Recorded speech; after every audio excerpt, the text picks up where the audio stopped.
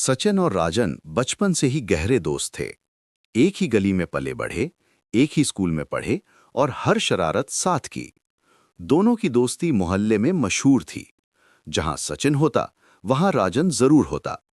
हंसी मजाक, नटखटपन और बेफिक्री उनकी पहचान थी। कॉलेज में कदम रखते ही उनकी जिंदगी में एक नया मोड़ आया। उसी कॉलेज में पढ़ने वाली एक लड़की, जिसका नाम आशा था, धीरे धीरे दोनों के दिल में बस गई। आशा दिखने में साधारण थी, लेकिन उसके विचार बहुत साफ और मजबूत थे। वो अपने लक्ष्य को लेकर गंभीर थी और बेवजह किसी के करीब नहीं आती थी। सचिन ने आशा को पहली बार लाइब्रेरी में देखा। उसकी सादगी और शांत स्वभाव ने सचिन का दिल जीत लिया। वहीं राजन ने उसे कॉलेज के एक कार्यक्रम में मंच पर बोलते हुए देखा और उसी पल उससे प्यार कर बैठा। कुछ ही दिनों में दोनों दोस्तों को एहसास हो गया कि वे एक ही लड़की से प्रेम करने लगे हैं।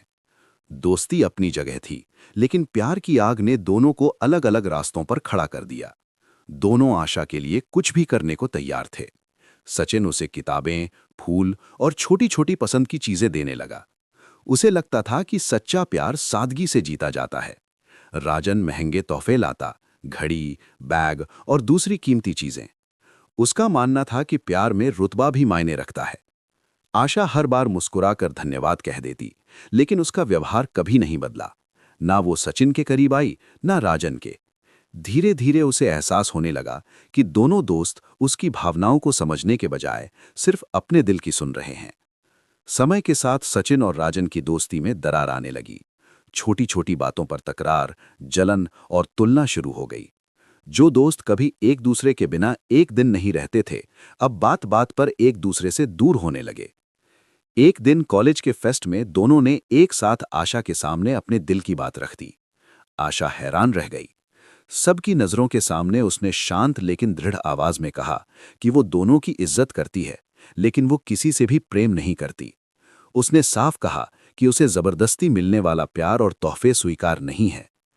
उस पल सचिन और राजन दोनों जैसे अंदर से टूट गए। उन्हें पहली बार समझ आया कि उन्होंने अपने प्यार के चक्कर में ना सिर्फ एक लड़की को असहज किया, बल्कि अपनी दोस्ती को भी चोट पहुंचाई।